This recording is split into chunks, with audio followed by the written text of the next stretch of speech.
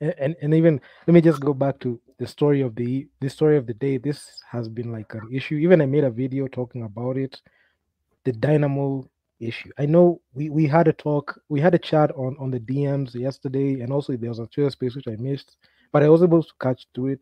I was able to like comb through it and just listen to what guys had to say. So given that issue, and even we talked yesterday, on the chat, and you said like something like they're gonna play. Then we saw a statement come out. There's a statement come out, and I don't know if you've noticed.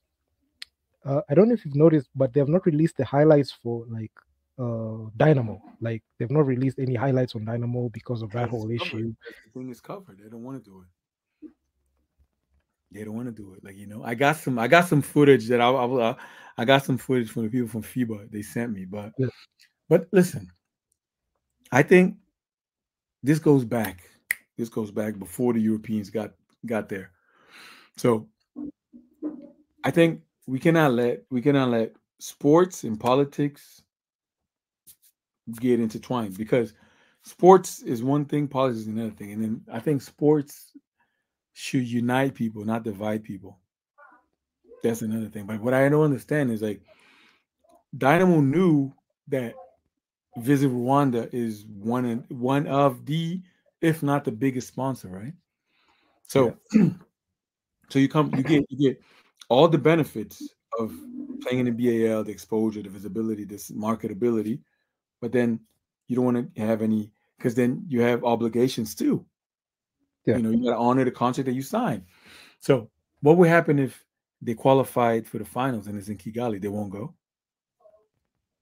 uh, That's another thing, because yeah. they pose. I think it's like politics and politicians ruin these kids' futures. Because I read in somewhere that they were playing practicing on concrete for like eight Yeah, 9 weeks on concrete 2 days. You know, so they had all this hard work in order to get there. They do the media day. I bro. have the media day pictures. And then all of a Yeah, sudden you don't go. No, you go and cover it, right? But then of course they'd be like, listen, you beat the local team. I mean, and then I don't know, man. It's just like to me, it's just because what's gonna happen? What's gonna happen later if when, for example, another team from Burundi qualifies, or are they gonna ban? Are gonna be banned for the future because the BAL is gonna be for the foreseeable future is gonna be in Kigali, the finals, and Visit Rwanda is involved with it. So I don't know. I don't know. It's a like bad look for Africa. Everybody looks bad in this. if it actually puts the question like of what are we knowledgeable about this, because we've seen Visit Rwanda is a huge brand. Like not only is it here in the BAL, but also you've seen they in PSG, they in Bayern Munich, they're in the Arsenal. So why is it that you want to disrespect this brand, like, and they are giving you all that opportunity because they're putting money in your pocket, they're True, giving you publicity as for your federation. I true. saw somewhere they're saying that they wanted like their jerseys there, so I was like, every single year the BAL, like they have these endorsement deals that they have to honor. True. And right now it's more, it's a business, it's a It is business decision that was made, and they are the ones who are funding this. So if true. you do that, it sets a bad precedent. And Visit Rwanda can get like pissed off and even pull out. Or They can sue them. No, pull. they I don't even pull up. They they can can just even pull sue. or even put a lawsuit on these guys, because I'll Yeah, be like, no, true. you violated the contract. Yeah, true, true. What if And Visit on Rwanda top just of goes that, ahead and sues them? you know what Yeah, happened? Last night there was a Twitter space with people from FIBA Africa who were talking about it, and then they had yeah, till 5 p.m. last night, yesterday, to issue a statement. Hey, are you guys gonna play? You're not gonna play. Then the statement was extended till 9 a.m. today, and we had access to emails that they sent to Ruben Bunja Bunja, which is the managing director of the BAL, saying It was a coach from the federation, well, the coach from the team saying, "Oh, we consulted the federation from Burundi, that we here's the outcome: we either play with our own jerseys or we play with a one covered in tape." They said, "No, you can't do it, man. You don't because because then it will open a Pandora's box because next time we'll be like, oh, some team from Kenya saying, I don't want this. I don't like these colors. I'm not playing with this. I'm bringing my own uniforms. It will be some team from the Congo say, oh, Rwanda and us, we have beef, whatever. We're not playing. You know. Yeah, So you just jeopardizing the kids because you might never qualify again. It was the first it's time. It might be your last one. it's a and there's a high likelihood they can even get blacklisted Oh, like this because of these. They can even get blackballed and be like, you're not gonna compete in any road to BAL. yep. You can go down on the rankings. Even they have the power even like put you down on the rankings even on FIBA's level. They can be like, these guys did this. True. These guys did this to us. So And then there's the NBA this involved. There's listen. This is business. It's not basketball anymore. and they have and one thing is like they don't mess around. Like these guys don't mess around. If they like wanna blackball you, they Oh can yeah, do it in a way like they they. they, they can really hurt you. I know. I know. They can really really hurt you because they have the money, they have the resources, they have the engine because True. is the BL is being funded by the NBA, and you all know the NBA has that much money. They have like Mm. billions upon billions of And dollars, so the B in the NBA, billions upon billions of dollars. B is Not billions. The B is for business. so the thing is like for me, I really took exception to that because as a businessman, let's say for example, I put myself in the shoes of like the organization. Let's say I have the CEO or like the managing director of Visit Rwanda, and I was negotiating that deal with the BAL. Then a Hmm. team comes and does that. I'd be like, I'd be looking out funny because I'd be like asking the BAL, why you let this happen? You let this game happen? It's a very messy situation. True. True. True. And then you It's don't. very messy. And everyone loses. There's no winners in that. There's no winners because they try to strong arm the BAL, and they were like, "Really, you guys? Come on!" Because I mean, they knew. They knew. The only thing is the bad thing is like it's not like all of a sudden there's visit Rwanda there. No, I think they closed the borders in December, right? So it's been plenty of time for you to say, hey, due to political reasons, we protesting, we're not going there, we're not doing this. Say it before. Yeah, Don't travel because I don't even know who because I don't know. I think I think the BAL sponsors a lot of stuff like um but I don't know. I have to talk to people, find out more. What do they what's in the package, what do they get? But other than that, it's sad. It's sad that Africa just it's a bad look. It's a bad look for us that we're not organized. Because if you realize every Olympic campaign, World Cup campaign, there's all AfroBasket is always like this. Oh, such and such federation is broke, cannot play. Such and such national team is not going because they lack funds. And yeah. then and now there's even to add insult to injury, like it's oh, they don't like the logo, they don't like the sponsor, so they're gonna cover and tape. It's Like like even from like picking back from this year's AfroBasket qualifiers, you could see the Nigerian Basketball Federation were in turmoil. Like there was issues with the players flying to the venue. Even they flew in like hours to the game, no. They and said this they weren't gonna go, but listen, Nigeria. I remember like when the president said, "Hey, you guys are banned for a couple of years," and then I remember when they won the AfroBasket women's AfroBasket, and then they didn't go. It was Mali who went. Now remember that because, but every year you can't be like what 54 and, countries. and honestly, even for me, this one comes straight from the heart because even my country, we had issues in 2022 because like our federation let us like left the team high and dry, and we only took like 8 players there. So I understand how it feels. It's so sad. Like when it happens, like when it happens at your home, like it just gets difficult. Then with those things happening, then you see like a team like Dynamo do this. You'll be like, are you spoiled? I you're being funded. And you're also getting paid for this because those players are not playing for free. I'm pretty sure there's money being put in their accounts for them to be there. Of and course. Of course. you do that. Like, I don't get it, bro. Like, why are you messing the bag? Why are you messing the bag, bro? Like, this is the Oh, most money you can even be able to make, and then some and you people, some careers could have that Nigerian kid, the tall kid. Come on, he's a monster. He's a monster. And then he's going there. He didn't go through BAL, Elevate, whatever program. He went there like he's a monster. He could be picked up by any other team. You know, he's so good. Yo, 56-41. Uh-oh, the Tigers are going down. Oh lordy lord.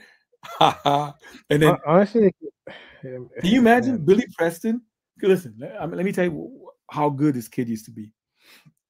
He was a McDonald's All American in the States. So basically, he was one of the top 24 players in his class. And then he was from, what school did he go to? He went to Oak Hill Academy, I remember. After Oak Hill Academy, he signed with Kansas. When he got to Kansas, he was teammates with an Angolan guy named Silvio. And then what happened was he had a car accident. He had a car accident, and then when he peeled, because that's what destroyed his career. Because otherwise, he would have been a lottery pick. Because what happened was this: he had a car accident, and then the police, when stopped, they stopped him. Whatever they asked for the license, and the car belonged to some booster from the university. So they were like, this sounds fishy. There was a FBI investigation, and he was convicted of having improper benefits. Because before there was no, you couldn't pay college players like you can now. So, and then he didn't play. He went somewhere, he mhm. signed somewhere, and then he ended up being a two-way player with the Cleveland Cavaliers, and now he's playing in the BAL. So I'm just saying, like, sometimes you talent is not enough. Yeah, Talent is not enough. I feel like you need to put the work in. Like, you must be able to like, premiers don't last forever, so you can't just rely on like the talents that you have. You have to put in hard work, work smart, connections, relationships, because relationships get you paid with the contracts. Because, like, when you are a very good person, very holistic, you're able to connect with like other coaches. Somebody can even pick you up and look at you as somebody can provide value, and you're picked up with a team. So I honestly feel, even going back to the Dynamo thing, I feel all these players are gonna suffer because, number one, every single time Dynamo gets mentioned, this is gonna get mentioned. Of course, of They're going course. to be in history as that team that did this, and they're going to be a fast. So that means every single time Dynamo gets mentioned, this is gonna show up, True, and true. and it's a very bad. You're gonna be known as that, and considering the fact that this is the first timers in the BAL, these guys had. I saw these guys' journey. Even I made a video talking about their journey. Road to BAL. Even they beat my home team in KPA in the first game that they played. So I know this. I know how to receive losing from that side. It Yeah. hurts, and Gotcha. seeing Gotcha. them like I seeing them like do this, man. Giving finishing top three. It's so difficult in that gauntlet. Even in the videos I make in BL, it's a gauntlet. Like, it's not easy. Every single game counts, and when you Yeah. get that opportunity, that chance, and that shot, that ticket to be able to like play in the BAL, and you do this, man. Like, Yo, it's almost 20 points now. I 58 mean, 41. Oh my. And then they have this coach. The coach, they have a coach, right? But the owner, this Raphael something, he's out there coaching people. And I was like, come on, man, you the CEO, the whole I don't know. So I want to see what the excuses are gonna be. Because they were promoting themselves as the new powerhouse of African basketball.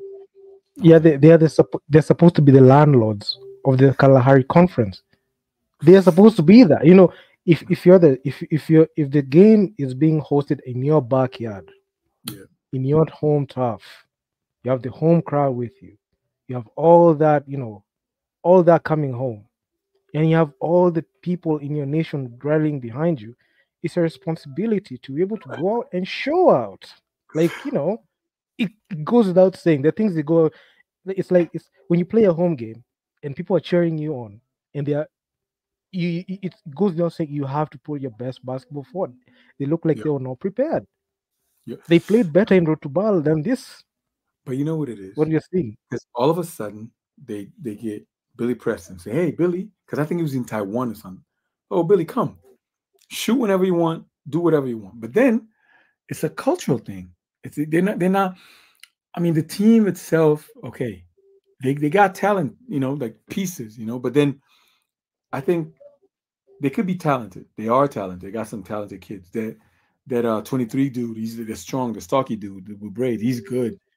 But then I don't know. We gotta then come on. Petro's been playing together for like those kids grew up together. Shield and The Lucani, they grew up look, together. looking, yeah, Yeah, like Gaku, Abu, they grew up together. They play together from youth level, and then you throw in some pieces that play together in the national team, and then of course you have Carlos, and then what they do, they don't try to bring a big name guy like Billy Preston because it will just what we'll do, it will just I don't know the order, the rightful order of the team chemistry, it will be affected if you brought like a diva, you yeah, know. They brought this kid Nelson. He played in yeah, G League, whatever. Went to Manhattan College, University now, and then they brought this guy Cummings. Like with experience. They played in the BAL before, so they did a thing. They did a due diligence, and then it's working. So we don't. I mean, are they going to win it all? I don't know, because the other teams are getting. Like Majok and Crawford went to he Monastir. went back to you, like Majok went back home, like he went back to his team. I was like, "Ah, man." But honestly, let me just tell you one thing, Pedro. I just felt like Pedro last year was their year. Like it was their year. They were supposed to like be the champions. Yeah, I it looked was at it, I was like, they made every the finals. They added Solo Diabate. They added Atri Majok. I was like, these guys are going for a finals push yeah, right now. yeah, it was And not and it was a championship or bust. That was a championship or bust yeah. year. But you know what I mean, a lot of people don't know, but like I negotiated a tell my jokes contract to Petro. I was, so I'm not his agent. He's got I think it's a Lebanese agent, but I was the local agent in Angola. And then he's a wonderful kid. He has a ton of potential still at that age. He's not he didn't plateau yet. Defensive player of the year. There you go. So that kid is special, and Solo is a magician. Solo's a magician. You know, I think the Angolan league doesn't allow those kids to fully. How can I explain? Because Majok couldn't play because they already had Ater Majok, Solo, and they had this. What's the guy's name? The guy with braids. Uh, the dreadlock guy. Yeah, they Okay. had two guys, two foreigners, two import players. So the Angolan league doesn't allow, only allows two. So he was basically just practicing with the team, scrimmaging, whatever, da da da da. But it's not the same. You got Yeah. to go through the fight, and then the fact that the Angolan league is I don't know, basically a walk in the park for the team. Come on, they lost three games in 4 years. Yeah, What? Petro lost 3 games in 4 years, man. I mean, man, it's So it's kind of like Golden State Warriors on steroids. 2016 Golden State Warriors all over Yes, again. sir. You know. So and then what that gives you is like what it leaves you is unprepared for conflict, for um Resistance. yeah, Resistance.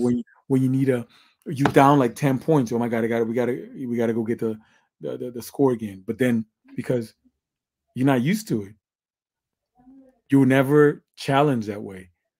Everything was like winning a hundred point difference, 45 point difference. And then you put like the third strings and you still beat them by 20. Yeah. So that's the thing. But we can't use that as an excuse. I think it was just like off day. That day that the first game that they lost, the first in the semifinal. Because then remember they won 8 games in the conference. Remember? Yeah. Yeah, they I won. mean, They were 8-0, and then they went back to Angola, and then I think they just got complacent. They were like, "Oh, we got this." I mean, you have to